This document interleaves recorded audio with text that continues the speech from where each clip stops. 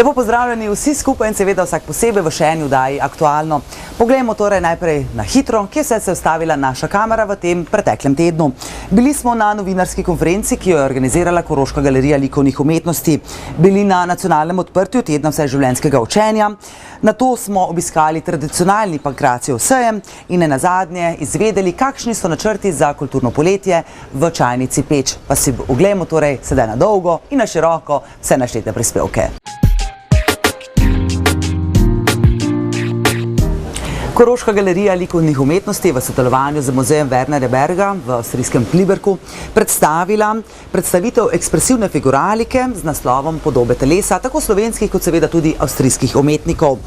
No, naj povem, da je razstava razstavljena na obeh lokacijah, kot rečeno v Slovenj Gradcu, v Koroški galeriji likovnih umetnosti, kot torej v avstrijskem Pliberku, v muzeju Wernerja Berga. Idejni vodja oziroma idejni zasnovalec tega projekta, ki skupaj združuje več kot 150 del, je kustos Koroške galerije likovnih umetnosti, gospod Marko Košan.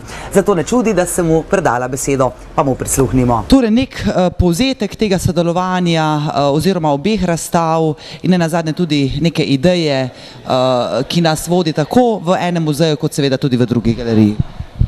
Ideja o čezmejnem sodelovanju je pravzaprav prišla iz Pliberka. Že pred kakimi 4 leti, ko smo se prvič sestali tukaj v Slovenj Gradcu in si zamislili to sodelovanje v bistvu na takem bienalnem zaokroženem projektu. Prvo leto, v lanskem letu 2014, smo predstavili na obeh lokacijah, praktično istem terminu, dela znamenitih avstrijskih umetnikov iz Gugginga.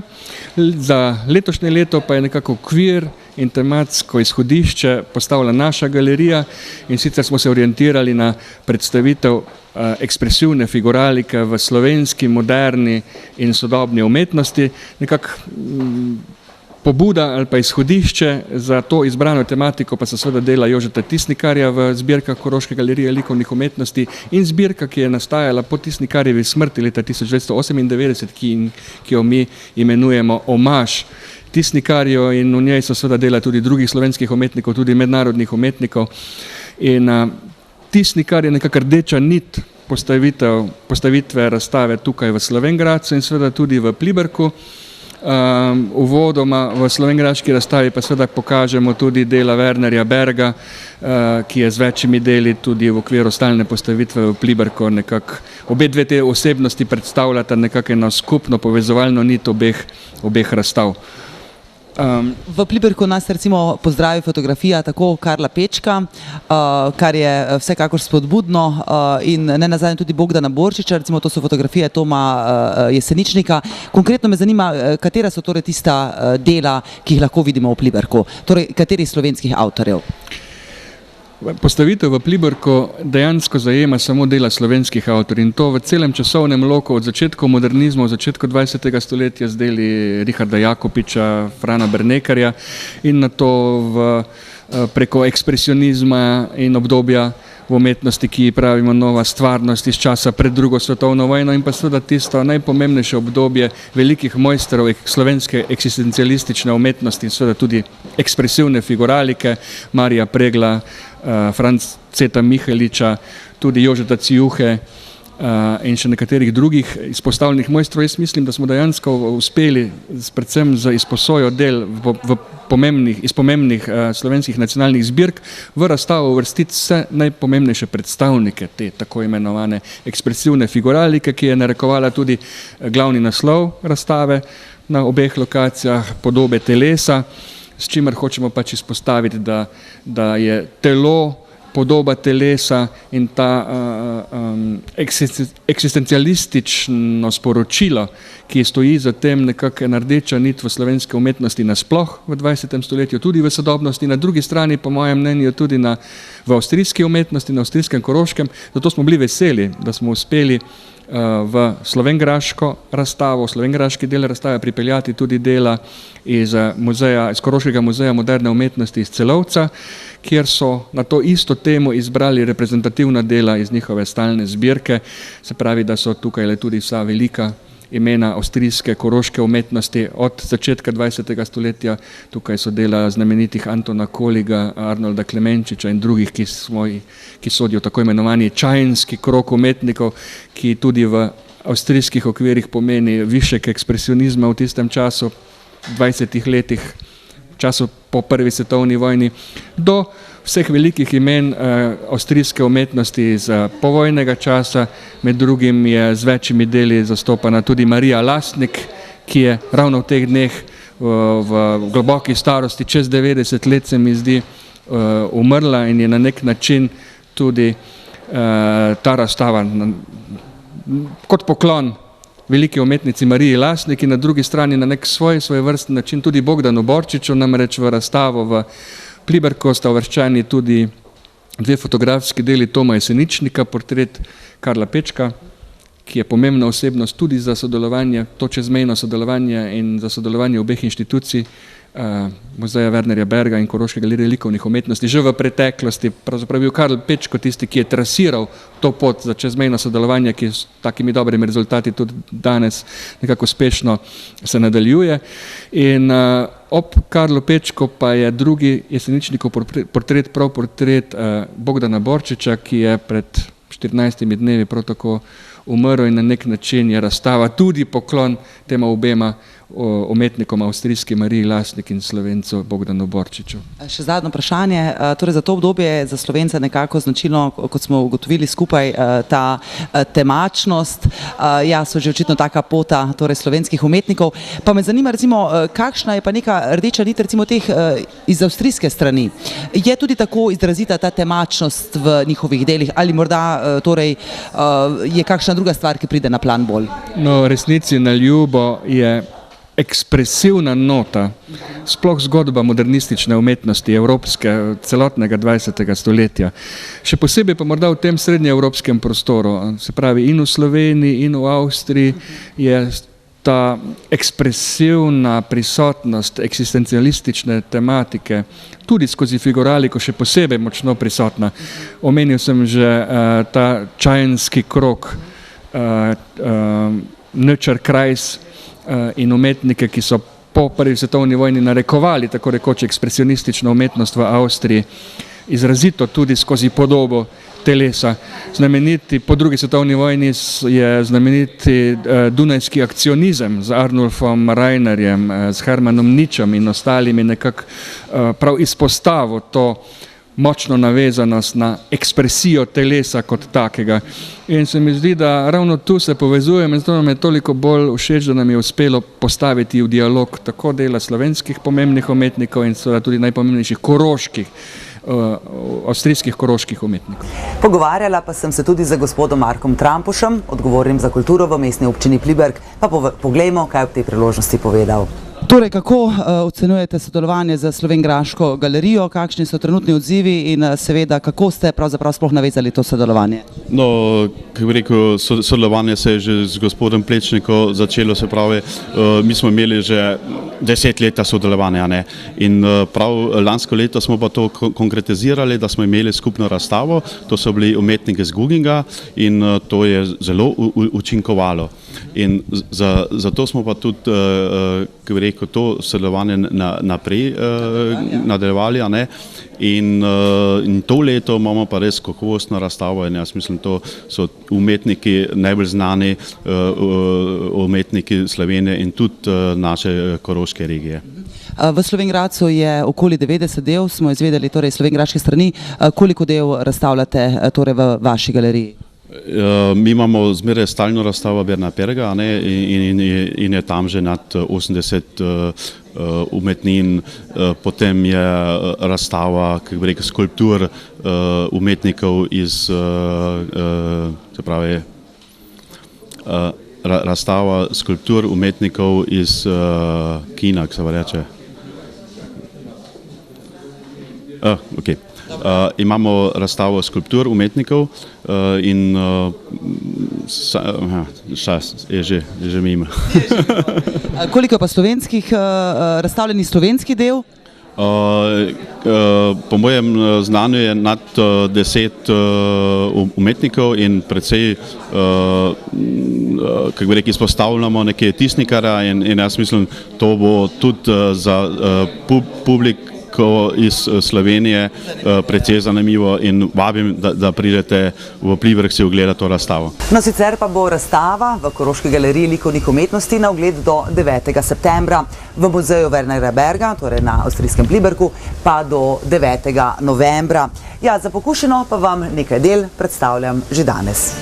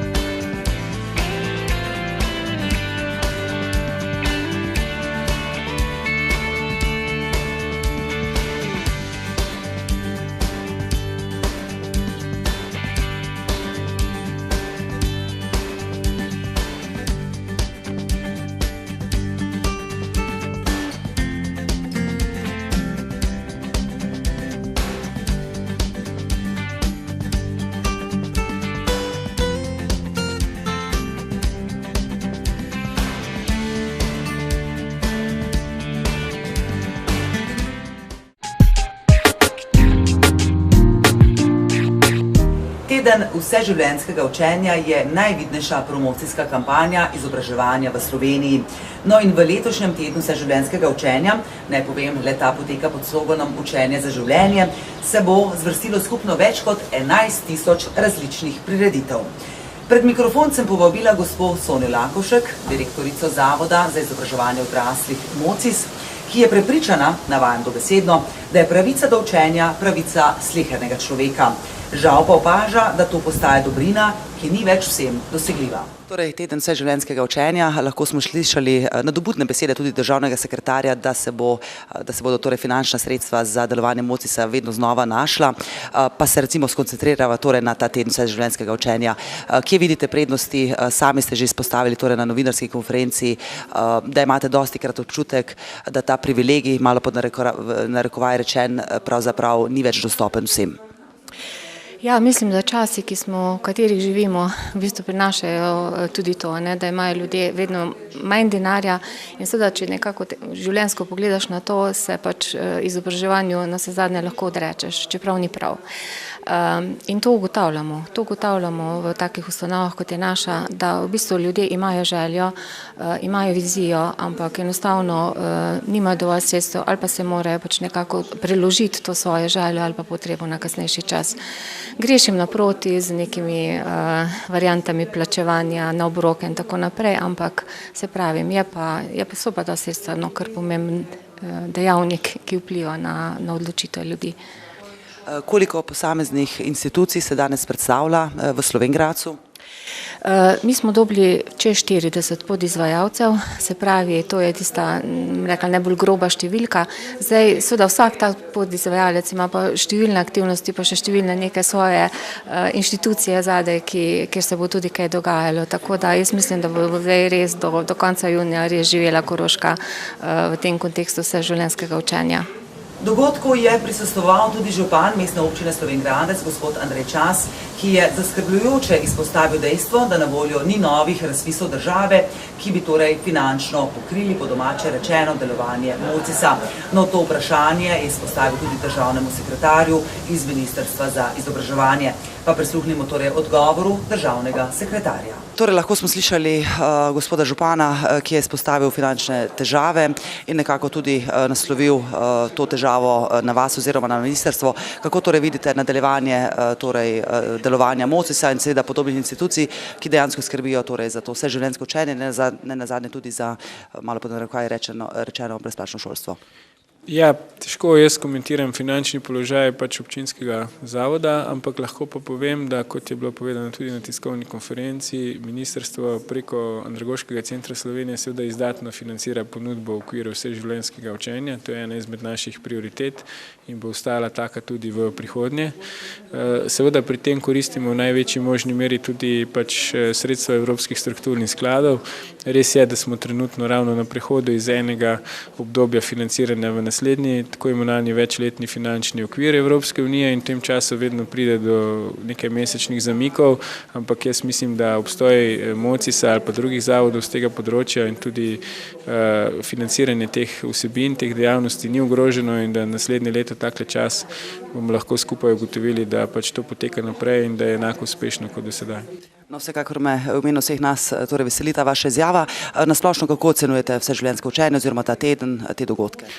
To je zelo pomembno, kot sem že povedal, prva prioriteta je vedno univerzalen, vsem dostopen, brezplačni šolski sistem, ampak seveda po zaključku formalnega izobraževanja ali pa ob formalnem izobraževanju je pa potrebno ljudem ponuditi številne druge vsebine, da izkoristijo vse tiste svoje kreativne potenciale, ki jih imajo, tako da je to zelo pomembno. Posebej je to pomembno tudi, ker govorimo v veliki meri o izobraževanju odraslih, se pravi tistih, ki so že zaključili z formalnim izobraževanjem, in na ta način pomagamo premagovati ljudem številne težave, s katerimi se sicer soočajo v svojem življenju, od starejne generacije do spreminjanja družbenih vzorcev.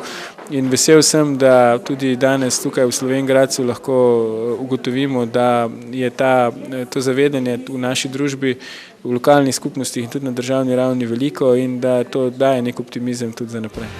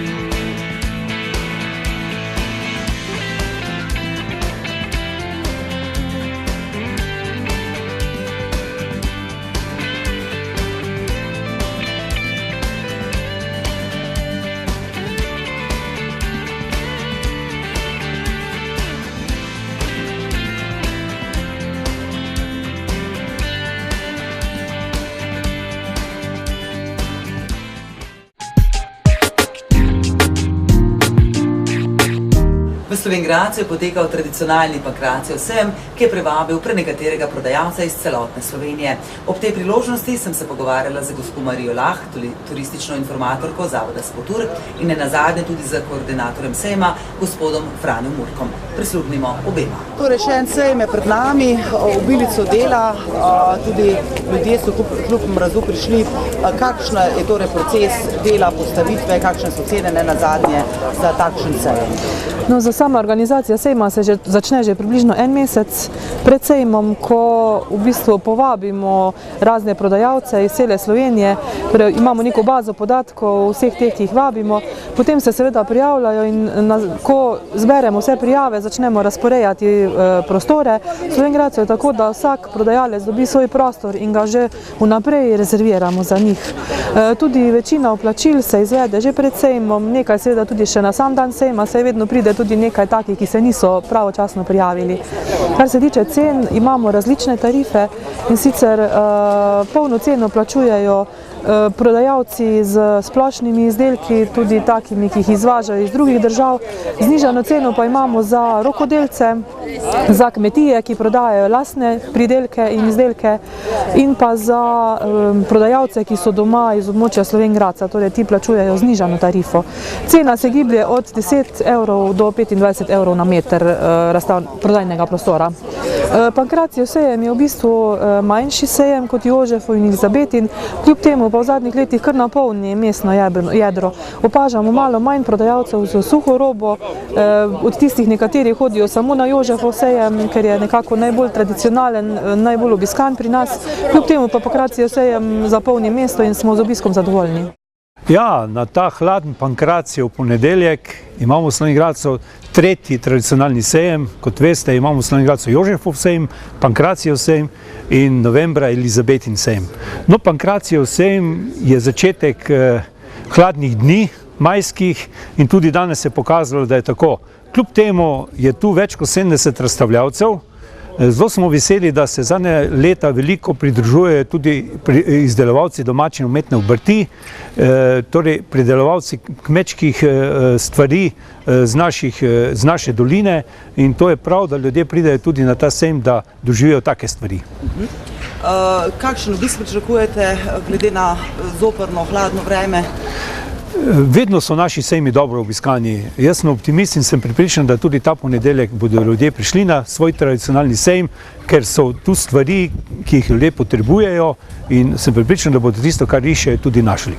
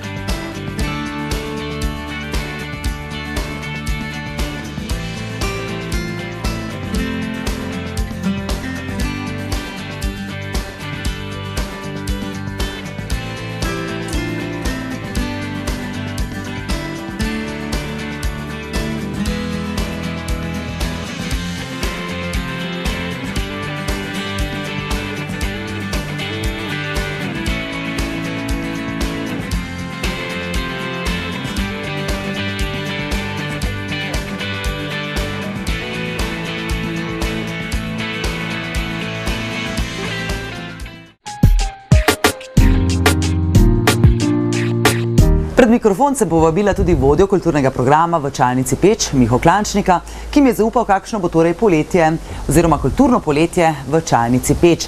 Če ravno se poletje še ni začelo, pravzaprav je sila hladno, je bil vikend zelo vroč, nastopila sta dva akademska umetnika v duetu, to sta Borut Mori in Andrej Ofak. No, zdaj pa prisluhnimo, kot rečeno, Mihi Klančniku. Za ta projekt smo se nekako že lani odločili, da bomo speljevali neko vrsto nekih koncertov, ki jih v Slovenj Gradcu že kar par let ni bilo za videti.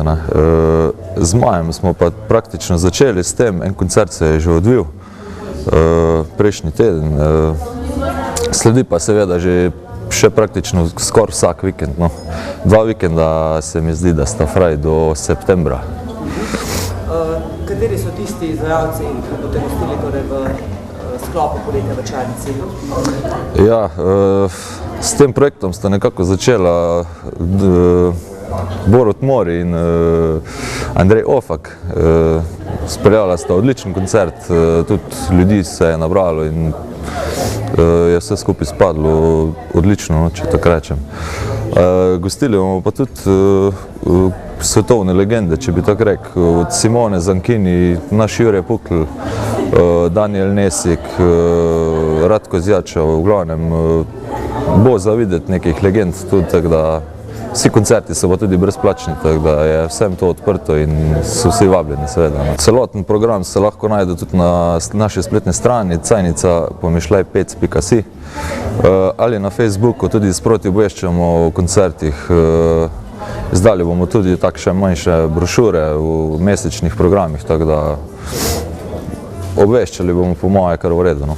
Glede na samo širino projekta in obseg, nam je tudi na pomoč priskočila naša občina, mestna občina Slovenj Gradec. In z njihovo pomočjo bomo tudi lahko naredili kvalitetnejše, bolj močne koncerte, več izvajalcev bomo lahko povabili in tako naprej. Ne.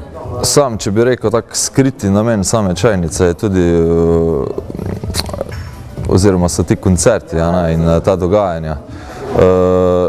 Seveda se pa po drugi strani zelo dopolnjujemo z tem slovenjgraškim poletjem, ki vsak dan oziroma vsako leto traja nekje okoli 2 tedna in smo se nekako dogovorili, da bomo usklajevali te koncerte, privabljali mladino do, rečem, vrste različnih kulturnih dogodkov, ki bojo seveda, kot sem že omenil, brezplačni in se mi zdi, da lahko mladi okoli tega naredimo veliko za samo Koroško, tudi ne samo Slovenj Gradec. Pomembno so tudi naše sodelovanje z drugimi društvi izven Slovenj Gradca in se mi zdi, da je kar nek tak prijeten, ne vsakdanji projekt, da se pač dogajajo te stvari. No, sicer pa smo obiskali tudi prireditev Evropska vas, ki je potekala v samem mestnem jedru Slovenj Gradca. Danes smo jo že predvajali. No, za vse tiste, ki ste jo morda zamudili, pa naj povem, da si jo lahko gledate tudi jutri v ponovitvi 15 minut čez 11. S tem zaključujem današnji povzetek dogodkov in vas seveda vabim, da si v nadaljevanju gledate oddajo Obzornik, katero je tudi danes za vas pripravila kolegica Anita Špringer iz KTV Dravograd. V tem trenutku pa le še srečno.